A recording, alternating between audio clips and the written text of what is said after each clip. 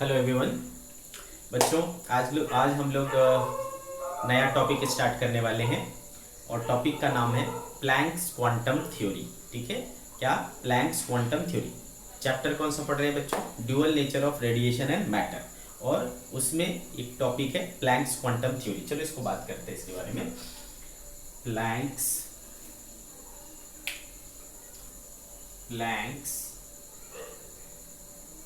Quantum theory. ठीक है, तो एक मैक्स प्लैंक नाम के साइंटिस्ट थे। ठीक है, मैक्स प्लैंक नाम के साइंटिस्ट थे।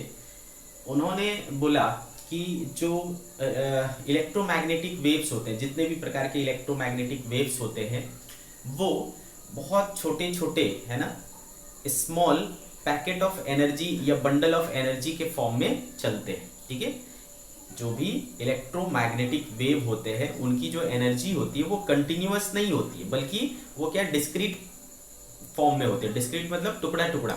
ठीक है, कंटिन्यूअस मतलब लगातार।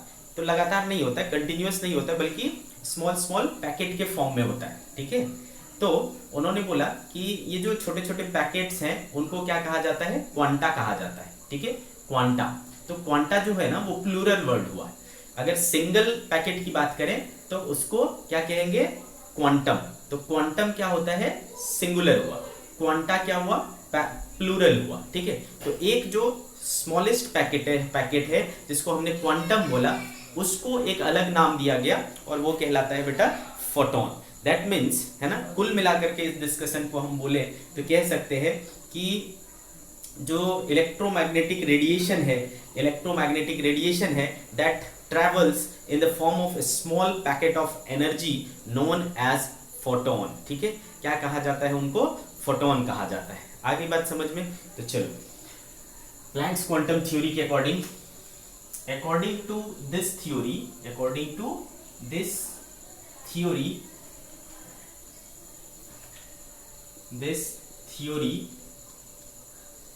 इलेक्ट्रोमैग्नेटिक रेडिएशन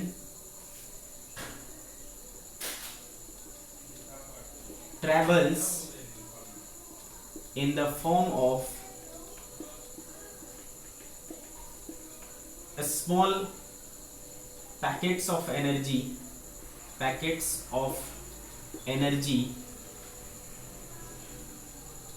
known as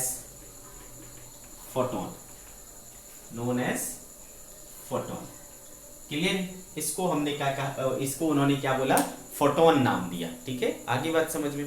ठीक है भाई, तो इलेक्ट्रोमैग्नेटिक रेडिएशन जो है वो स्मॉल पैकेट ऑफ एनर्जी के रूप में चलता है, जिसको हम लोग क्या कहते हैं? फोटोन कहते हैं। तो बेटा, जब हम बात करते हैं पार्टिकल नेचर की, है ना, लाइट के जब पार्टिकल नेचर की बात होती है तो ये फोटोन काफी इंपॉर्टेंट हो जाता है। ठीक है, लाइट के पार्टिकल नेचर की जब बात होती है तो ये फोटोन काफी इंपॉर्टेंट हो जाता है। इस फोटोन को अपने को क्या करना पड़ता है? डिटेल में पढ़ना पड़ता है। ठीक है, तो चलो इसके प्रॉपर्टीज के बारे में अच्छे से डिटेल में जानेंगे। प्रॉपर्टीज ऑफ या कैरेक्टरिस्टिक प्रॉपर्टीज ऑफ, ठीक है, कैरेक्टरिस्टिक प्रॉपर्टीज ऑफ फोटोन के क्या क्या प्रॉपर्टीज हैं। ठीक है, इसको अपन क्या करेंगे? एक एक करके बात करेंगे। तो सबसे पहली इंपॉर्टेंट चीज है बेटे कि जब रेडिएशन का पार्टिकल के साथ, है ना, रेडिएशन का मैटर के साथ इंटरेक्शन हुआ। ठीक है, जब रेडिएशन और मैटर का आपस में इंटरेक्शन हुआ तो ये जो रेडिएशन है वो इस तरीके से बिहेव करे जैसा कि एक पार्टिकल का बिहेवियर होता है। पार्टिकल का बिहेवियर क्या होता है बेटा? कि मान लो एक पार्टिकल है, दूसरा पार्टिकल चलते हुए आया, उसको हिट किया, तो फिर क्या होता है? दोनों में कोलिजन होता है। कोलिजन होने के बाद, है ना, उसमें क्या होता है, एनर्जी कंजर्व्ड रहता है, मोमेंटम कंजर्व्ड रहता है ना, या हम लोग पढ़े थे ये सारी चीजें, है ना। कोलिजन याद करो, कोलिजन टॉपिक पढ़े थे, जब दो बॉडी आपस में टकराते हैं तो वहां पर टोटल मोमेंटम कंजर्व्ड होता है, टोटल एनर्जी कंजर्व्ड होता है। तो वही सारी चीजें यहाँ भी देखा गया, है ना। जब एक फोटोन एक इलेक्ट्रॉन से टकराया तो इलेक्ट्रॉन क्या है, पार्टिकल है, फोटोन क्या है ना, लाइट का पार्ट है। तो वो दोनों जब आपस में टकराया तो वहां भी ये सारी चीजें देखी गई कि टोटल एनर्जी क्या है, कंजर्व्ड है, टोटल मोमेंटम क्या है, कंजर्व्ड है। तो इससे क्या समझ में आता है कि जो चीजें पार्टिकल पार्टिकल के बीच में हो रहा है वही चीज फोटोन और पार्टिकल के बीच में हो रहा है। दैट मींस कि फोटोन भी क्या है, फोटोन का भी नेचर क्या है, पार्टिकल का नेचर है ना। तो यहां से इस बात का प्रूफ मिलता है कि इसका नेचर पार्टिकल का नेचर है, ठीक है। तो हम कह सकते हैं बेटा कि इन interaction of radiation with matter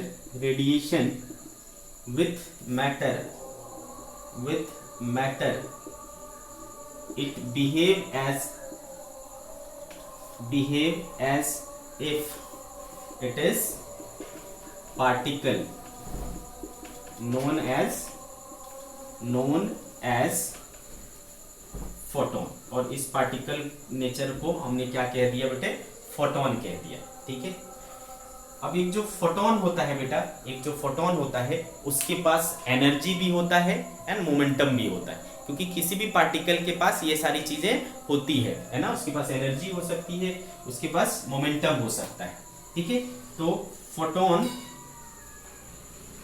has energy, और कितना होता है बेटा एक फोटोन के पास energy, E equals to h nu, ठीक है। कितनी एनर्जी होती है बेटा, एच न्यू, ओके। और जहां पर H क्या है बेटा, प्लैंक्स कांस्टेंट है। H क्या है, प्लैंक्स कांस्टेंट, जिसकी वैल्यू कितनी होती है बेटा 6.6 इंटू 10⁻⁻34 जूल सेकेंड, ठीक है। और न्यू क्या है, frequency of radiation, frequency of radiation, ठीक है। न्यू क्या है, फ्रीक्वेंसी ऑफ रेडिएशन। अच्छा, चूंकि आपको पता है बेटा कि C बराबर क्या होता है, F इंटू लेमडा होता है ना बेटा। C equals to F into lambda, तो F इक्वल्स टू क्या हो जाएगा, C अपॉन लेमडा। यानी यहाँ जो हमने फ्रीक्वेंसी लिया है वो क्या हो सकता है, उसको मैं क्या से रिप्लेस कर सकता हूँ, C by lambda. Therefore E equals to जो H इंटू न्यू था उसको मैं H into C by lambda भी लिख सकता हूँ, ठीक है, HC बाय लेमडा। तो ये दो फॉर्मेट हो सकते हैं एनर्जी निकालने के किसी फोटोन के। तो किसी फोटोन के पास इतनी एनर्जी हो सकती है। देखो बेटा H क्या है, कांस्टेंट टर्म है ना। H कितना होता है 6.6 इंटू 10⁻⁻34, और C क्या होता है 3 इंटू 10⁸ अपॉन लेमडा, ठीक है। तो अगर आप इसको कैलकुलेट करोगे ना तो ये वाला जो टर्म है वो क्या आ जाएगा, कांस्टेंट आ जाएगा। तो बेटा इसको ना अप्रॉक्स में अपन क्या करते हैं, 12,400 इलेक्ट्रॉन वोल्ट अपॉन लेमडा को आपको लेना पड़ेगा एंगस्ट्रॉम में। ये फॉर्मूला काफी ज्यादा यूज होता है, काफी सिंप्लीफाई कर देता है आपके कैलकुलेशन को, ठीक है। तो ये फॉर्मूला याद रखना बेटा कि अगर मैं लेमडा को एंगस्ट्रॉम में लूंगा तो एनर्जी मुझे किस में मिलेगा, इलेक्ट्रॉन वोल्ट में। इलेक्ट्रॉन वोल्ट मैंने कल के लेक्चर में आपको सिखाया था बेटा, 1 इलेक्ट्रॉन वोल्ट किसके बराबर होता है, 1.6 इंटू 10⁻⁻19 जूल के बराबर होता है, ठीक है। तो इस फॉर्मूला को डायरेक्ट रखोगे आपको एनर्जी मिल जाएगा अगर लेमडा एंगस्ट्रॉम में गिवन है तो, ठीक है। एनर्जी किस में आएगा, इलेक्ट्रॉन वोल्ट में आएगा, 12,400 बटा लेमडा। लेमडा रखना है बस आपको एंगस्ट्रॉम में, ठीक है। तो इतनी इसके पास क्या होती है, एनर्जी होती है, ओके। तो ये हो गई बेटा सेकेंड प्रॉपर्टी। तीसरी प्रॉपर्टी कि इसके पास मोमेंटम होता है। मोमेंटम कितना होता है देख लेते हैं।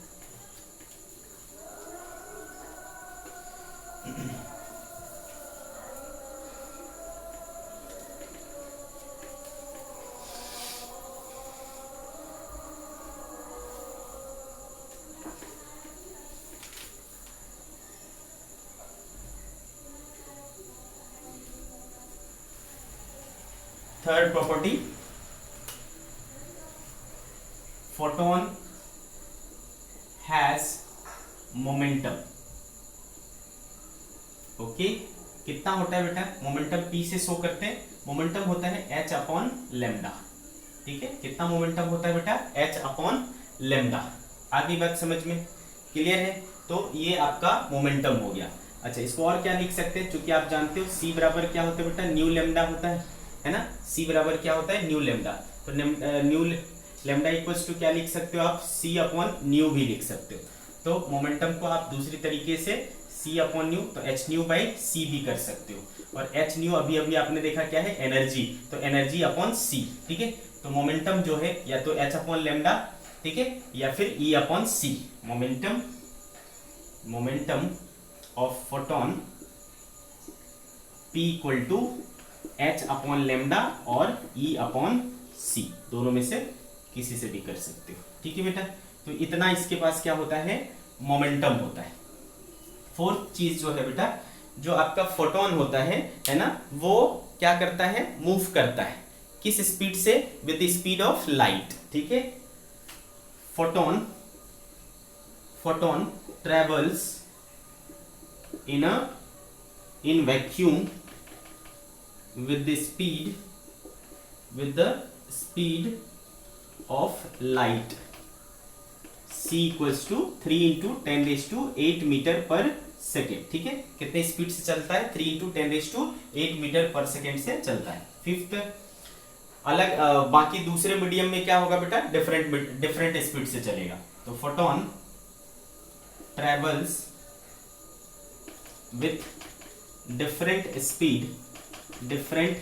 speed in different मीडियम, ठीक है। अलग अलग मीडियम में अलग अलग स्पीड से चलता है, लेकिन वैक्यूम में कितने से चलेगा, 3 into 10 raised to 8 metre per second, ठीक है। सिक्स्थ प्रॉपर्टी है बेटा कि फोटोन का जो रेस्ट मास होता है वो जीरो होता है। Rest mass of photon is zero. इस बात का क्या मतलब हुआ बेटा, जीरो है किसी चीज का मास, इसका मतलब वो चीज है ही नहीं, मतलब फोटोन रेस्ट के कंडीशन में एग्जिस्ट नहीं करेगा। It means photon does not exist in rest में ये एग्जिस्ट ही नहीं करता। सेवेंथ, अब ये रेस्ट मास है क्या बेटा, तो रेस्ट मास का जो कंसेप्ट है वो थ्योरी ऑफ रिलेटिविटी से मिलती है। फ्रॉम थ्योरी ऑफ रिलेटिविटी किसने दिया था बेटा, आइंस्टाइन ने। फ्रॉम आइंस्टाइन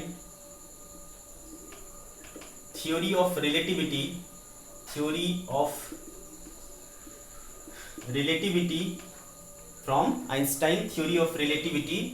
जो मास होता है वो m0 upon square root 1 minus V square by C square होता है, जिसमें m0 क्या है बेटा, रेस्ट मास कहलाता है, रेस्ट मास, ठीक है। v स्पीड और c speed of light in vacuum, ठीक है बेटा, ऐसा होता है।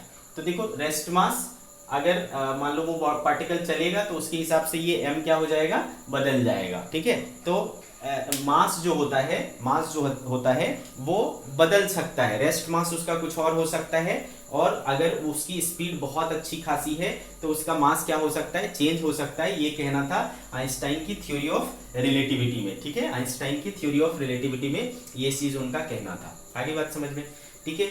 नेक्स्ट बेटे eighth number.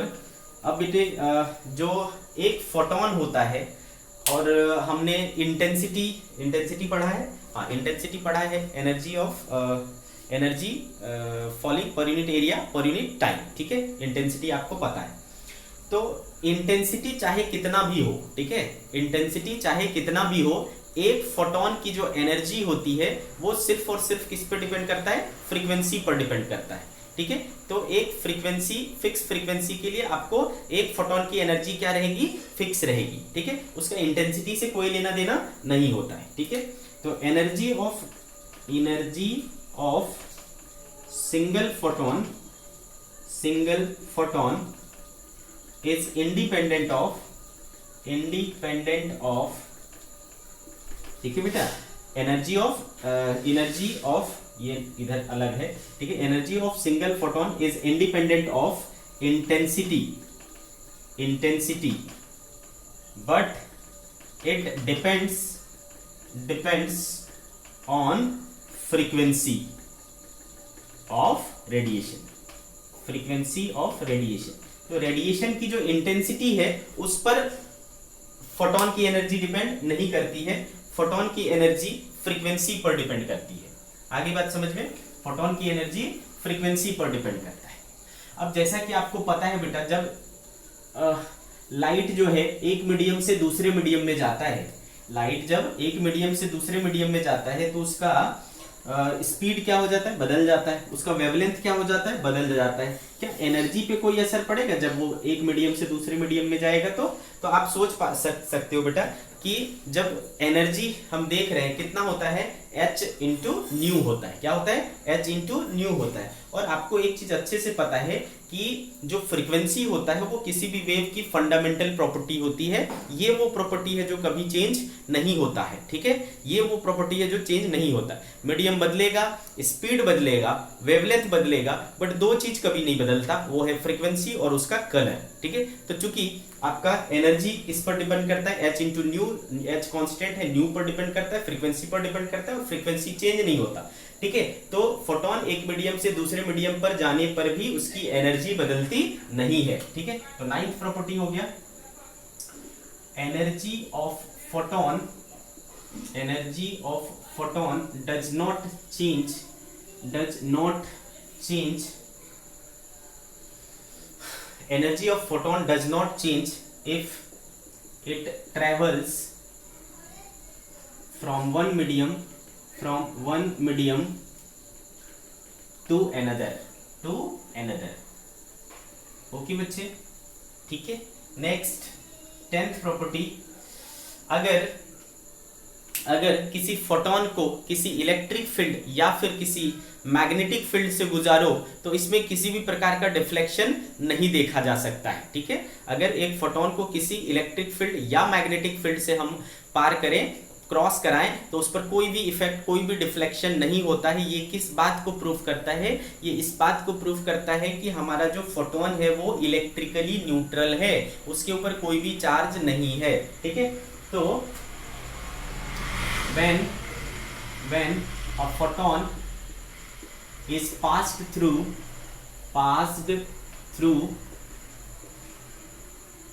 any electric or magnetic field, there is no deflection in photon, which means that photon is electrically neutral, ठीक है बेटे। ये बात भी अपने को समझ में आ गया, ठीक है। अगला देखे बेटा 11th नंबर, एक फोटोन जब भी किसी सरफेस पर पड़ेगा, ठीक है, यानी लाइट जब किसी सरफेस पर पड़ता है तो उस पर फोर्स एक्सपीरियंस होता है। सरफेस पर वो क्या कर सकता है? फोर्स लगा सकता है। तो आपको क्या समझ में आया बेटा कि रेडिएशन क्या कर सकता है? फोर्स एक्सर्ट कर सकता है जिस सरफेस पर वो पड़ेगा, ठीक है। Radiation can exert force on the surface, ठीक है। Radiation can exert force on the surface। अच्छा बेटा, जहां पर फोर्स लगेगा वहां पर प्रेशर भी होगा, है ना। तो 12 radiation can apply pressure on the surface, और इस प्रेशर को हम लोग रेडिएशन प्रेशर कहते हैं। Surface is known as radiation pressure, ठीक है बच्चे। ये हो गया 12, है ना, 12 प्रॉपर्टीज टिल नाउ। अब देखो 13 एंड लास्ट प्रॉपर्टीज। जब एक फोटोन और एक पार्टिकल, है ना, फोटोन और पार्टिकल यानी रेडिएशन और मैटर के बीच में जब भी इंटरेक्शन होता है यानी कोलिजन होता है, ठीक है बेटा, तो इसमें, है ना, एनर्जी का कंजर्वेशन, मोमेंटम का कंजर्वेशन प्रॉपरली फॉलो होता है, जैसा पहले होता था किसी दो बॉडी के बीच में, है ना, किसी दो बॉडी के बीच में जब भी कोलिजन होता था तो जो रूल्स फॉलो होते थे वही रूल्स यहाँ पर भी फॉलो होते हैं। तो 13 in collision with photon and particle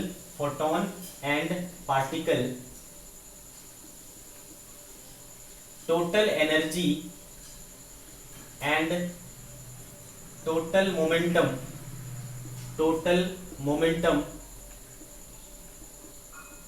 of photon particle system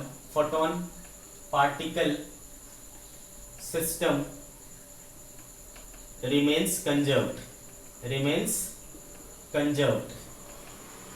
ठीक है, क्या रहेगा, वो दोनों मिलकर के सिस्टम बनाएंगे और उसमें टोटल जो मोमेंटम है, टोटल जो एनर्जी है वो कंजर्व्ड रहेगा, बट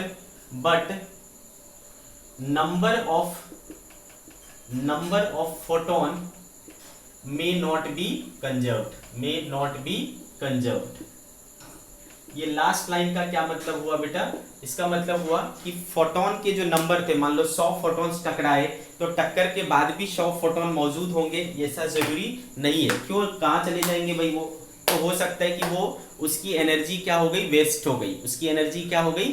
हो गई, तो फिर उसका फोटोन क्या हो जाए, उसके नंबर ऑफ फोटोन्स क्या हो जाएंगे, घट जाएंगे। तो नंबर ऑफ फोटोन्स कंजर्व नहीं रह सकता है, वो उसकी संख्या घट सकती है, बढ़ सकती है, बट टोटल जो एनर्जी है, टोटल जो मोमेंटम है उस सिस्टम का, वो हमेशा कंजर्व्ड रहेगा। ठीक है बच्चे, तो ये रही कहानी किसकी, फोटोन की, बहुत इंपॉर्टेंट है। तो फोटोन से जो कुल मिलाकर के इंपॉर्टेंट दो क्वेश्चंस पूछे जाते हैं वो आपका E बराबर एच न्यू या फिर HC अपॉन लैम्डा से पूछा जाता है। ठीक है, सिंपल से क्वेश्चंस आते हैं इस फॉर्मूला पर बेस्ड, आपकी बुक में बहुत सारे हैं, आप इस पर प्रैक्टिस कर लेंगे थोड़ी सी। ठीक है, ओके बच्चों, तो ये रहा फोटोन की कहानी। नाउ हम लोग आगे मूव करेंगे अगले टॉपिक पर। चलो देखते हैं अगला टॉपिक क्या है। तो आई थिंक हम लोग अगला टॉपिक पढ़ेंगे इंटेंसिटी ऑफ रेडिएशन। ठीक है बच्चे, क्या पढ़ेंगे, इंटेंसिटी ऑफ रेडिएशन। देखो बेटा, इंटेंसिटी जो है वो टॉपिक देखो हम अभी तक कई बार पढ़ चुके हैं, हर बार इंटेंसिटी का मीनिंग सेम ही रहेगा, इंटेंसिटी का डेफिनेशन सेम ही रहेगा। क्या चीज बेटा, क्या होता है, एनर्जी पर यूनिट एरिया पर यूनिट टाइम। ठीक है, एनर्जी फॉलिंग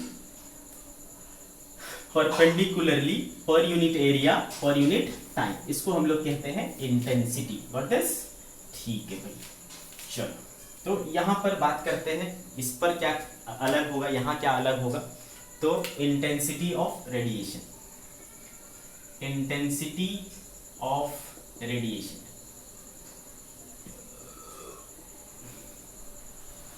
ओके बच्चे। तो सी, आपको अच्छे से पता है इंटेंसिटी ऑफ रेडिएशन क्या होता है, इंटेंसिटी क्या होता है। This it is defined as the energy falling perpendicularly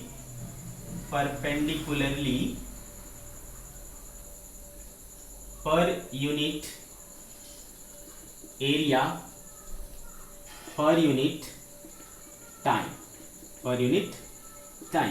that is I equal to energy upon area upon time।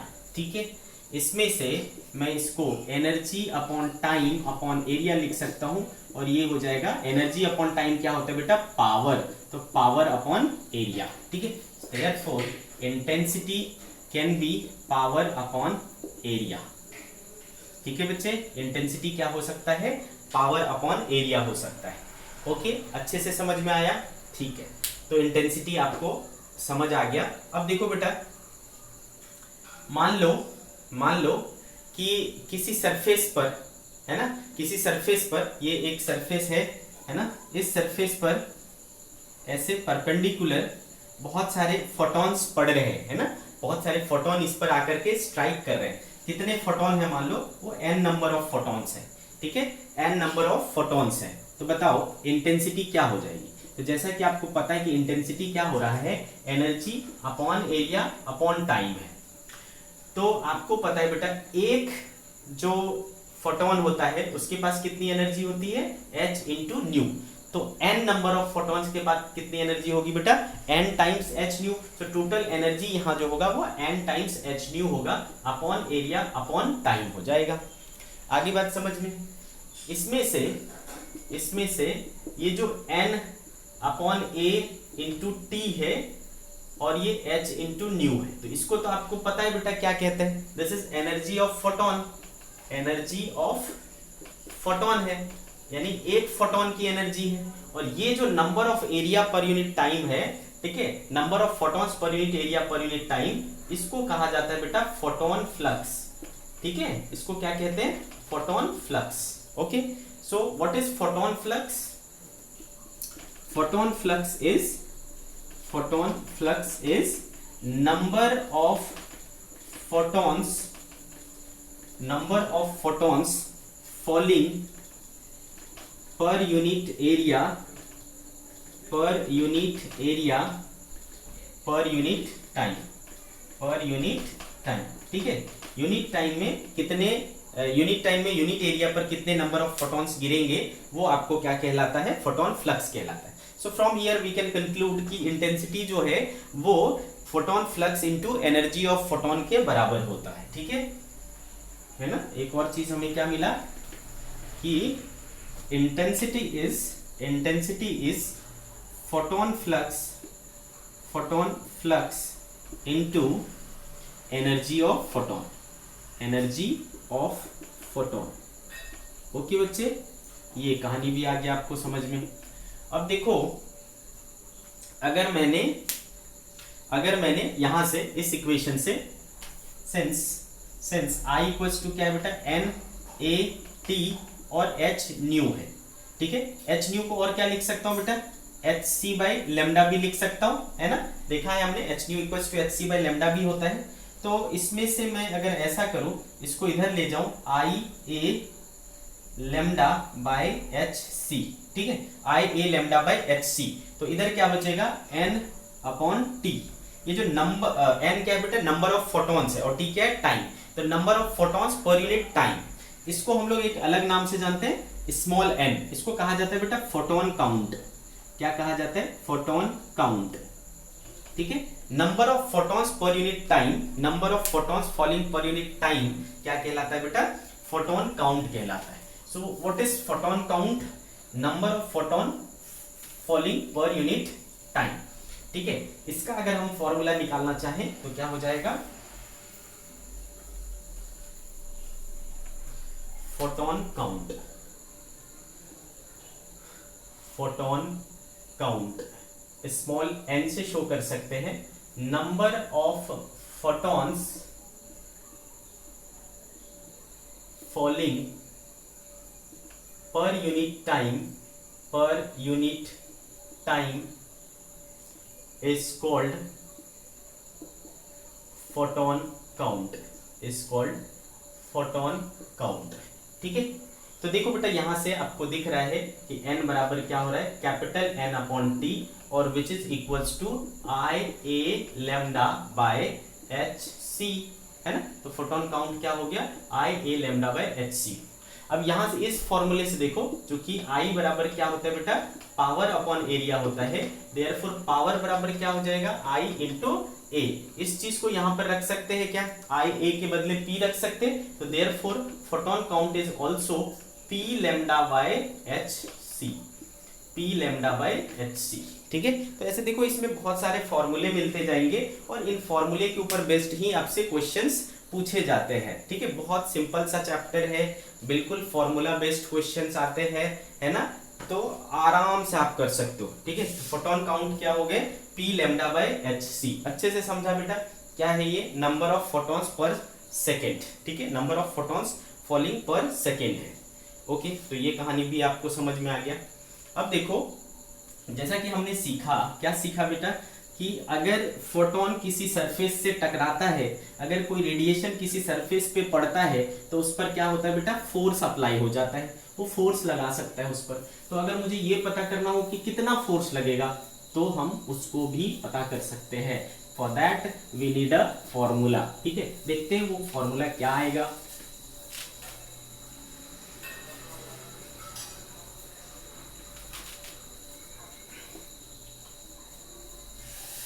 Series. ठीक है बेटे, तो फोर्स अप्लाइड बाय रेडिएशन,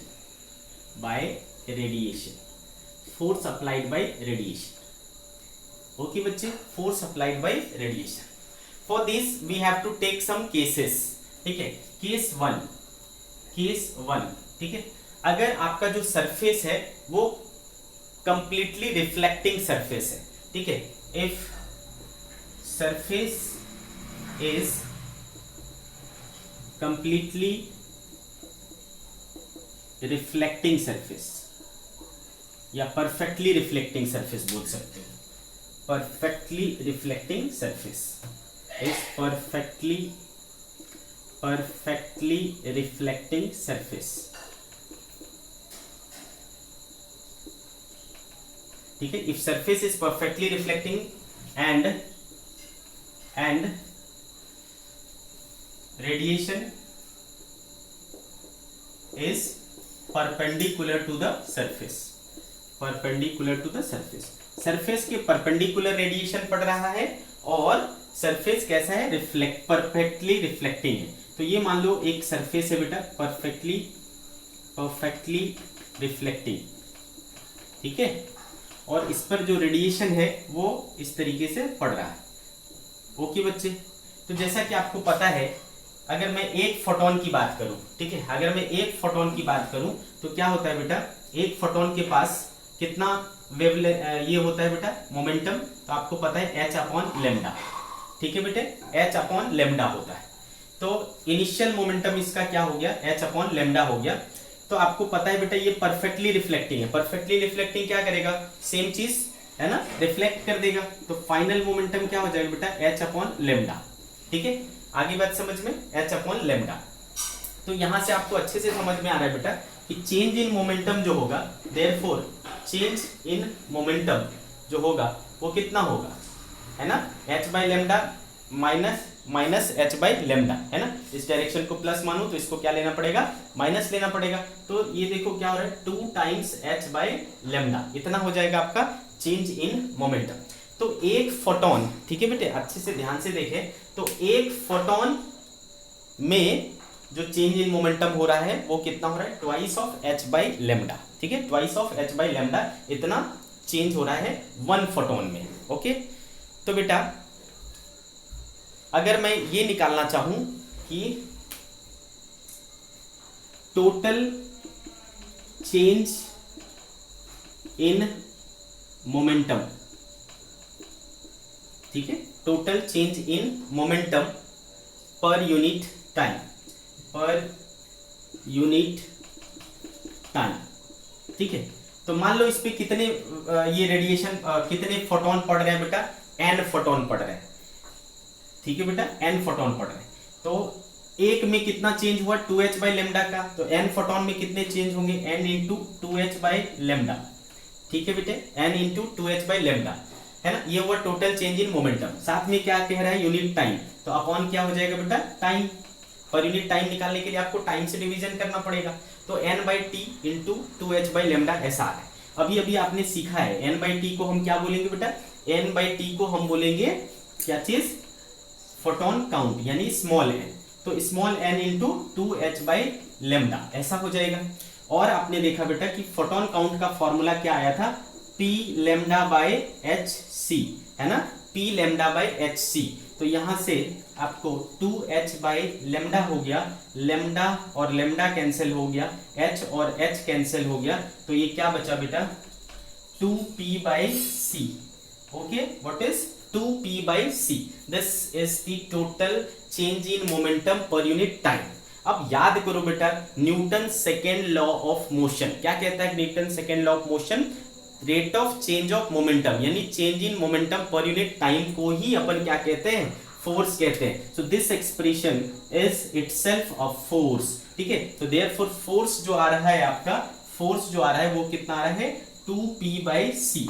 यहाँ पर थोड़ा सा आपको कंफ्यूजन हो सकता है, इधर जो p यूज किया है वो मोमेंटम का है, बट यहाँ जो p है वो कौन सा है बेटा, पावर, ठीक है, ये क्या है, पावर, ठीक है। तो 2p/c इतना जो है आपका क्या होगा, फोर्स उस सरफेस पर अप्लाई होगा इन केस आपका रिफ्लेक्टिंग सरफेस क्या है, पूरी तरीके से रिफ्लेक्टिंग है और आपका जो रेडिएशन है वो परपेंडिकुलर है। तो आपको कौन सा फॉर्मूला यूज करना है, 2p/c, where p is the power of the source of radiation, where p is the power of the source of the radiation. तो twice of power upon c, c क्या है बेटा, speed of light in vacuum, that is 3 × 10⁸ metre per second. अच्छे से समझ में आ रहा है। तो ये देखो हमारा एक केस हो गया, ठीक है। तो जब भी ये केस कहे बेटा फटाक से ये फॉर्मूला यूज करना है ना, चीजें गिवन रहेगी, फॉर्मूले में पुट करना है, आंसर आएगा, सिंपल, ठीक है। अब बात करते हैं केस 2 की। केस 2 ये भी बहुत आसान है बच्चे।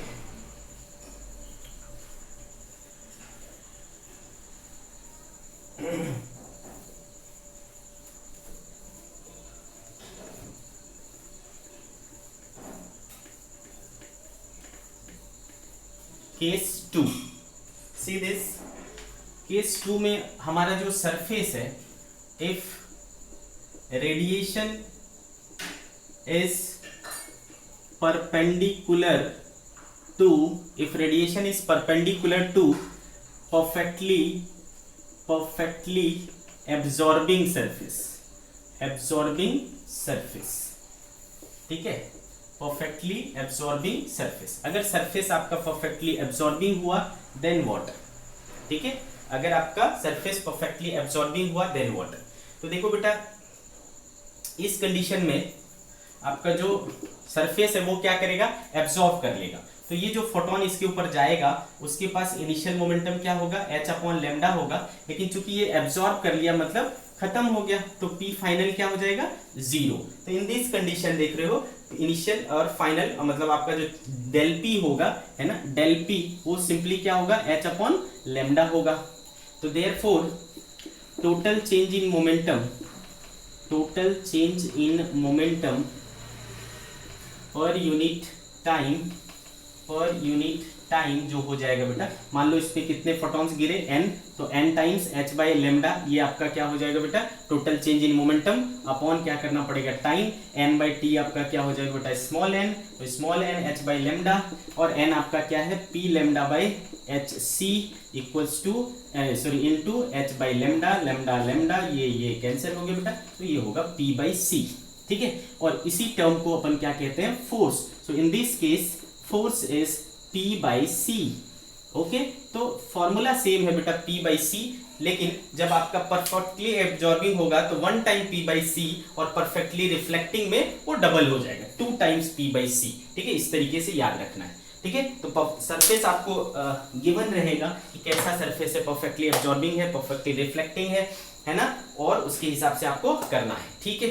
आगे बात समझ में। तो ये हो गया बेटा फोर्स अप्लाइड बाय रेडिएशन। अच्छा, एक तो अभी जो हम देख रहे थे बेटा रेडिएशन कैसा फॉल हो रहा था, परपेंडिकुलरली फॉल हो रहा था, but it is not necessary कि ऑलवेज आपका जो रेडिएशन है वो परपेंडिकुलर हो। अगर रेडिएशन परपेंडिकुलर नहीं हुआ है ना, कुछ एंगल बनाया, देन वाटर, सी दिस। तो केस 3,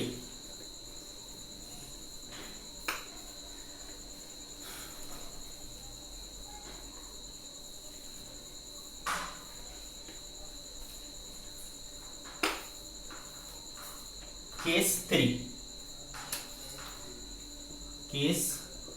3, if radiation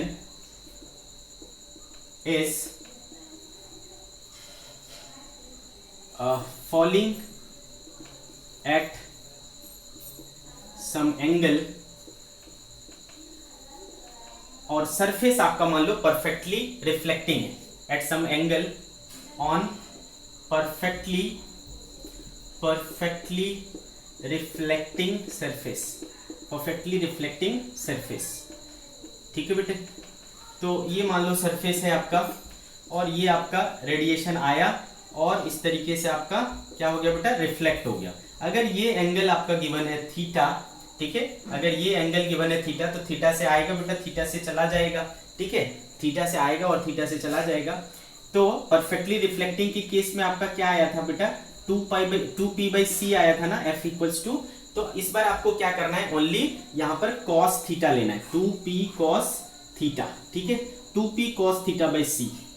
क्यों ऐसा, क्योंकि आपको पता है बेटा, है ना, याद करो जब हमने चेंज इन मोमेंटम वाला टॉपिक पढ़ा था, मोमेंटम टॉपिक पढ़ा था लॉज ऑफ मोशन में, तो याद करो बेटा, जब इस तरीके से होता है तो सिर्फ अपन क्या करते हैं, परपेंडिकुलर कंपोनेंट को लेते हैं, ठीक है। तो इधर h बाई लेमडा, तो इधर कौन सा हो गया, h by lambda cos theta, और इधर से h by lambda cos theta, तो 2 times h by lambda cos theta हो जाए। तो पूरे कैलकुलेशन फिर से करोगे तो आपको ये आएगा। कैलकुलेशन से मतलब नहीं बेटा, सीधा फॉर्मूला आपके पास होना चाहिए, और वो है 2p cos theta by c, है ना, 2p cos theta by c। अच्छे से याद रहेगा बच्चे आपको। सिमिलरली अगर ये परफेक्टली एब्जॉर्बिंग हो तो क्या होगा, आप अच्छे से समझ सकते हो, है ना। ये क्या है, रिफ्लेक्टिंग के लिए है। परफेक्टली एब्जॉर्बिंग होगा तो क्या चेंज आएगा, ये 2 टाइम्स है तो वो क्या होगा, सिंगल टाइम होगा एब्जॉर्बिंग में, ठीक है। तो इसको भी आप सिंपल याद रख सकते हो। Case number 4, if radiation is falling at some angle on perfectly absorbing surface,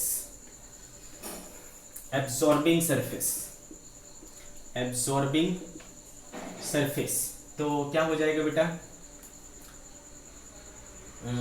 case number 4, तो ये हो जाएगा बेटा, ये p cos theta by c हो जाएगा, ठीक है। क्या हो जाएगा बच्चे, p cos theta by c। Well understood, ठीक है, कुछ भी टेंशन लेने की जरूरत नहीं है, आपको आसानी से आ जा रहा है, ठीक है। ओके, अब आगे क्या कर सकते हैं बच्चे हम लोग,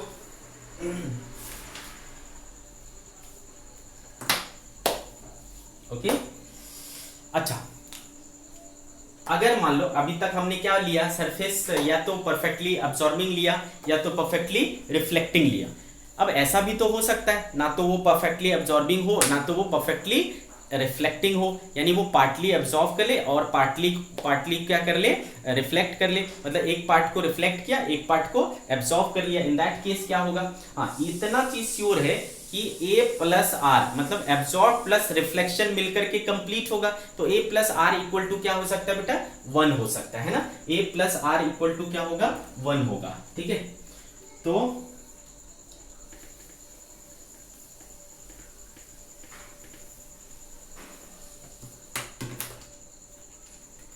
इन केस नंबर क्या कर रहा हूं बेटा, 5th, if surface is not perfectly absorbing or reflecting, ठीक है। इन दैट केस ये तो श्योर है कि a plus R equal to क्या होगा, 1 होगा, है ना, a plus R equal to 1 होगा। तो बेटा आपको ध्यान रखना है कि इस कंडीशन में जो फोर्स होगा, है ना, रिफ्लेक्टिंग के साथ रिफ्लेक्टिंग वाला लगाओगे और एब्जॉर्बिंग के साथ एब्जॉर्बिंग वाला लगाओगे। तो देखो अगर मैं एब्जॉर्बिंग वाला देखूं तो वो क्या होगा बेटा, 1 माइनस आर होगा, ठीक है। ये कितना पार्ट होगा, 1 माइनस आर। तो देखो एब्जॉर्बिंग वाले का क्या फॉर्मूला था, सिंगल, है ना, एब्जॉर्बिंग वाले के लिए क्या था ये, तो ये हो जाएगा बेटा p cos theta by c, और इसके साथ क्या लगा रहेगा, 1 माइनस आर, ठीक है। क्या लगा रहेगा बेटा, 1 minus R p cos theta, okay. और जो रिफ्लेक्टेड हुआ है ना, उसके वजह से क्या होगा बेटा, उसकी वजह से था 2p cos थीटा, है ना, 2p cos theta by c, और इसके साथ क्या लगा रहेगा, r। तो ये हो जाएगा आपका p cos theta by c 1 minus r plus 2p cos theta by c into r।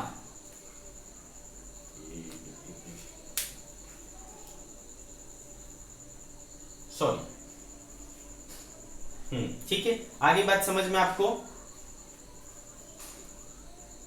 तो कितना आपको वो दिया है, रिफ्लेक्टिंग दिया है, कितना एब्जॉर्बिंग दिया है, ये आपको देख लेना है, और उस हिसाब से आपको टोटल फोर्स आपको मिल जाएगा, ठीक है बेटा, टोटल इस तरीके से मिल जाएगा। a प्लस आर 1 होगा इतना, या तो ये परसेंटेज के बेसिस पर होगा बेटा, परसेंटेज बोल दिया कि 40% एब्जॉर्ब हुआ, 60% रिफ्लेक्ट हुआ, ठीक है। तो रिफ्लेक्ट में यहाँ पर 40% लगा लोगे, यहाँ पे 60% लगा लोगे, सिंपल, ठीक है। तो इस तरीके से आप इसको कर सकते हो बेटा, ठीक है। तो अगर मैं बोलूं कि इन सब सारे में से एक कॉमन फॉर्मूला कौन सा होगा, तो कॉमन फॉर्मूला ये वाला होगा बेटा, है ना। इससे आपको सारी चीजें आ जाएंगी, है ना, इससे आपको सारी चीजें आ जाएंगी। चलो देखो, जैसे कि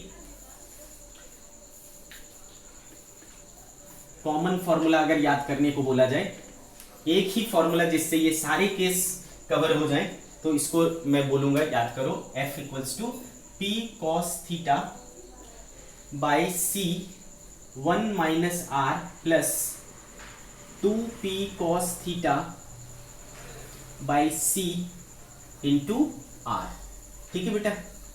तो देखो, जो पहला केस माने थे हम लोग बेटा, पहला केस क्या था, परफेक्टली रिफ्लेक्टिंग, पहला परफेक्टली रिफ्लेक्टिंग और नॉर्मली था, perfectly reflecting normal incidence, normal incidence, ठीक है। तो इस कंडीशन में जो आपका थीटा होगा वो क्या होगा, 0, और परफेक्टली रिफ्लेक्टिंग है बेटा, तो R इक्वल टू क्या होगा, 1, ठीक है। तो R इक्वल टू क्या हो जाएगा, 1। तो करो, रखो इसमें, तो देखो R इक्वल टू 1 रखोगे तो ये वाला पार्ट खत्म हो जाएगा, है ना, यहाँ पर R 1 हो जाएगा, तो F इक्वल टू क्या आएगा, 2P, और cos 0 क्या होता है, 1, तो देखो 2P बाई C आ गया बेटा, ठीक है। परफेक्टली रिफ्लेक्टिंग में क्या आ जाएगा, 2P बाई C आ जाएगा। सिमिलरली सेकेंड केस क्या था बेटा, for perfectly absorbing, perfectly absorbing normal incidence, इस कंडीशन में क्या था, अच्छा इसको और आप एक रूप दे सकते हो, क्योंकि पावर क्या होता है बेटा, I इंटू ए, तो इसको आप 2IA बाई सी भी लिख सकते हो, है ना। इसको मैं क्या लिख सकता हूँ, 2IA बाई सी भी लिख सकता हूँ, है ना बेटा। I equals to power upon area था ना, I equals to power upon area, therefore power equals to क्या लिख सकता हूँ, I इंटू ए, तो इसको इस रूप में भी लिखा जा सकता है। सेकेंड था परफेक्टली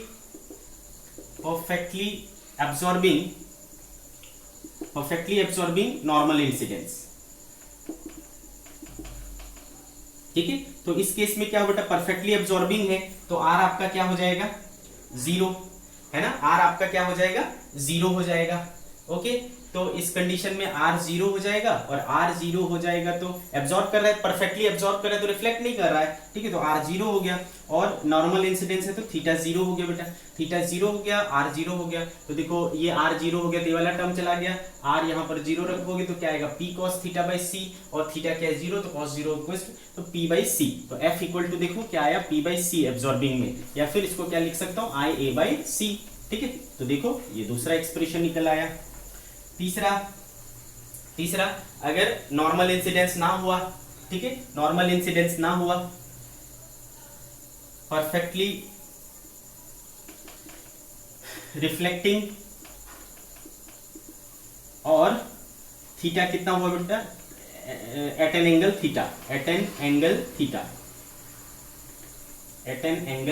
थीटा, तो इस कंडीशन में क्या हो जाएगा, परफेक्टली रिफ्लेक्टिंग है, तो R इक्वल्स टू क्या हो जाएगा बेटा, 1 हो जाएगा, R इक्वल्स टू 1 रखोगे वाला कैंसिल हो जाएगा, क्या बचेगा ये, तो F इक्वल्स टू आएगा 2P cos theta by C, आया था ना, ठीक है। तो आप इससे हर एक को डिराइव कर सकते हो, तो मेन फॉर्मूला इसको याद रख सकते हो बेटा, है ना। और ये याद रखना कि परफेक्टली रिफ्लेक्टिंग के लिए R इक्वल्स टू 1 होगा, और परफेक्टली एब्जॉर्बिंग के लिए R इक्वल्स टू 0 होगा, है ना। फॉर परफेक्टली मैं लिखा ही देता हूं, इधर नोट करके लिख लेना, for perfectly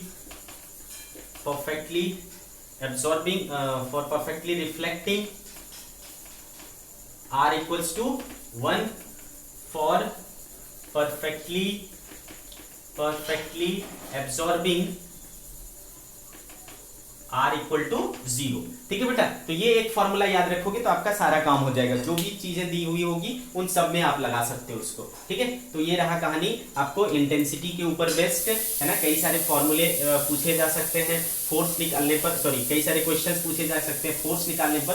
फोर्स के साथ साथ क्या होगा बेटा, प्रेशर भी निकालने के लिए हमने क्या पढ़ा कि ये क्या कर सकता है, प्रेशर भी अप्लाई कर सकता है ना, प्रेशर। तो बेटा चूंकि आपको पता है, हाँ चलो मैं लगे हाथ आपको प्रेशर के बारे में भी बता देता हूं। रेडिएशन प्रेशर, ठीक है, रेडिएशन प्रेशर। तो बच्चे आपको पता है प्रेशर क्या होता है, फोर्स अपॉन एरिया, है ना बच्चे। ये प्रेशर कौन सा वाला है, यहाँ पर तीन तीन चीजें ऐसी आ जा रही है जिसका सेम सिंबल होता है, प्रेशर का भी, पावर का भी और मोमेंटम का भी, है ना, तीनों का सेम होता है। तो मैं इसके नाम लिख दिया। प्रेशर इक्वल्स टू क्या होता है, फोर्स अपॉन एरिया। और अभी अभी आपने देखा था कि फोर्स का फॉर्मूला आया था P cos theta 1 minus R upon C plus 2P cos theta R upon C, ऐसा पढ़ा था बेटा, है ना। इसमें ये वाला P क्या है, पावर है, और इस पावर को मैं, है ना, अपॉन क्या है, A, अपॉन क्या लिख सकता हूँ, A। अच्छा, इस पावर को मैं किससे रिप्लेस कर सकता हूँ बेटा, IA से रिप्लेस कर सकता हूँ ना, इसको मैं रिप्लेस कर सकता हूँ IA से।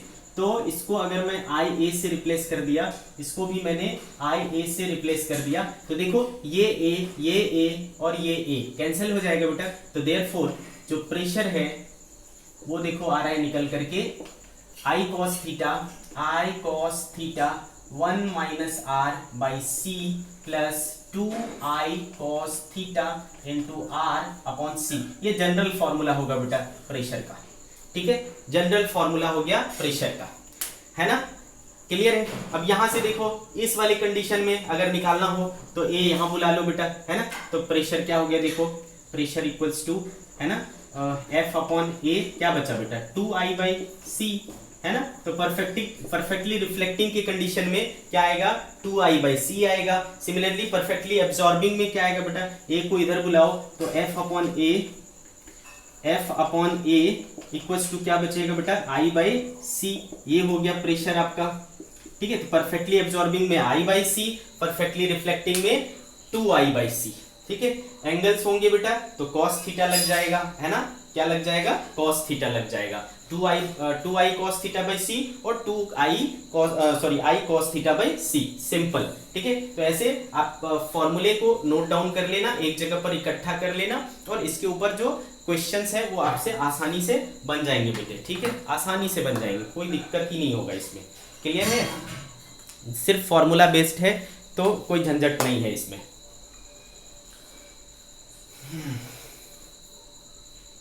चलो आगे बढ़ते हैं।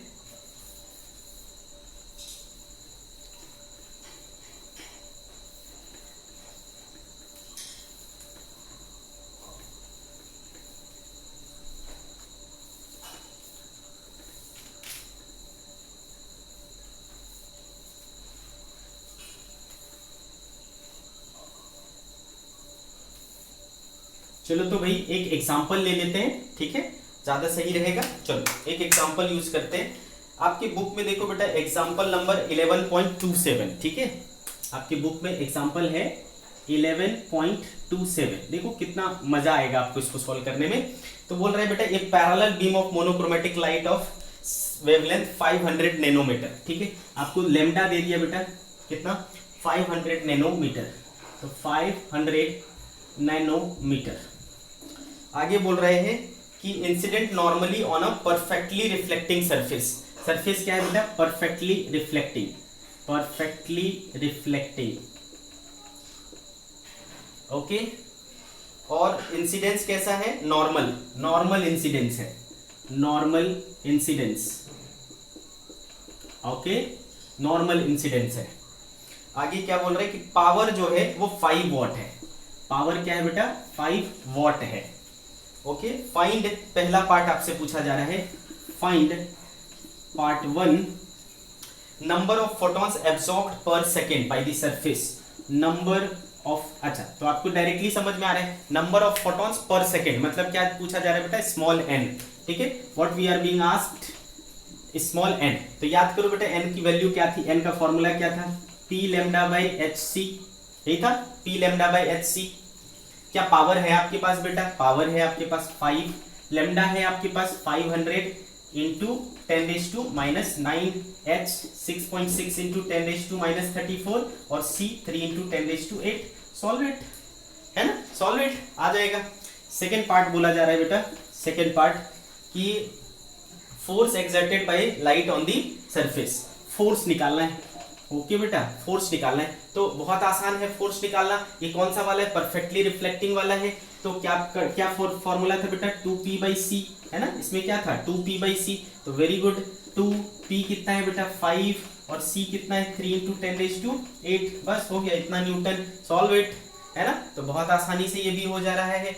इसका सेकेंड पार्ट कह रहा है बेटा, इसमें आगे है नेक्स्ट पार्ट, ठीक है। बेसिकली इसका सेकेंड क्वेश्चन है, ये बोल लो, ये फर्स्ट क्वेश्चन और इसका सेकेंड क्वेश्चन, ठीक है। ये क्या कह रहा है कि अगर रेडिएशन का वेवलेंथ 200 नैनोमीटर होता, लैम्डा इक्वल्स टू 200 नैनोमीटर, और propagating in the form of a parallel beam fall normally, normal incidence है।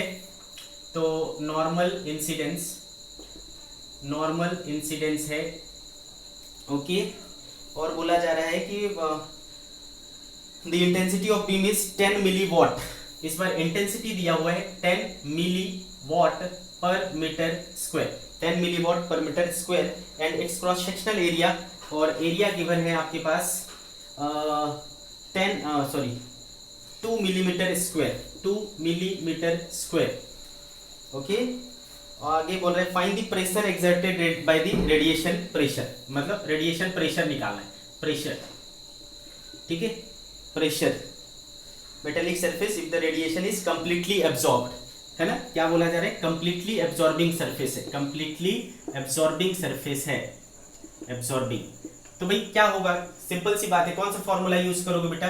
तो प्रेशर के लिए आपने देखा है कि फॉर कंप्लीटली एब्जॉर्बिंग, है ना, कंप्लीटली एब्जॉर्बिंग के लिए आपने फोर्स क्या देखा बेटा, 2p/c, है ना, 2p/c, सॉरी p/c, है ना, कंप्लीटली एब्जॉर्बिंग के लिए सिंगल टाइम, तो p/c, और p को क्या लिख सकता हूं मैं, IA/c। तो एरिया को इधर ले आओगे बेटा, तो force upon area equals to क्या हो जाएगा, I/c। This is the pressure, है ना, this is the pressure, okay. तो प्रेशर कितना आ जा रहा है, I इज 10 मिलीवॉट, तो 10⁻³ है ना, upon c 3 × 10⁸। Solve it, this much pascal is the pressure, है ना, this much pascal is the pressure. आ गया भाई, इस पार्ट का भी आंसर आ गया। Next part is third part. Actually इस एग्जांपल में आपकी सारी चीजें सॉल्व हो जा रही है, सारे एग्जांपल्स एक साथ मिल जा रहे हैं इसमें, okay. See this third part कह रहा है बच्चे कि एक parallel beam of monochromatic light of wavelength 500 nanometre, this time lambda is 500 nanometre. आगे बोल रहा है कि incident on totally reflecting plane mirror, एक प्लेन मिरर है, ठीक है बच्चे, प्लेन मिरर है, कंप्लीटली रिफ्लेक्टिंग, ओके। और बोला जा रहा है कि the angle of incidence is 30 degree with the plane of the mirror, ठीक है। प्लेन मिरर के साथ में एंगल जो है ना, इस तरीके से अगर पड़ रहा है तो ये एंगल है 30 डिग्री, ठीक है, this angle is 30 degree. The angle of incidence is 30 degree with the plane of the mirror and the number of photons striking mirror per second is 2 × 10⁻19। Number of photons striking mirror per second, यानी small n given है, ठीक है। तो small n आपका कितना given है, 2 × 10⁻19 पर second, ठीक है। कंप्यूट द फोर्स एक्सर्टेड, है ना, क्या निकालना है बेटा, फोर्स निकालना है, बस हो गया। तो बेटा आपको कौन सा एंगल दिया गया है, थीटा जो दिया गया वो वाला, ये वाला एंगल दिया गया था, ठीक है। तो ये 30 है, तो बेटा ये क्या होगा 60 डिग्री, तो ये थीटा इज 60 डिग्री, और सरफेस कैसा है, रिफ्लेक्टिंग, कंप्लीटली रिफ्लेक्टिंग। तो ये कौन सा फॉर्मूला लगेगा तो फोर्स के लिए, 2p cos θ/c, है ना, 2p cos θ/c, okay, 2p cos θ/c, जिसमें p क्या है, पावर है ना, p क्या है, पावर है, ओके, वेरी गुड। अब बताओ बेटे कि आपको याद है कि n बराबर क्या था, p λ/hc था ना, p λ/hc। तो p बराबर क्या हो जाएगा आपके पास, यहां से p बराबर हो जाएगा nhc/λ, है ना, nhc/λ।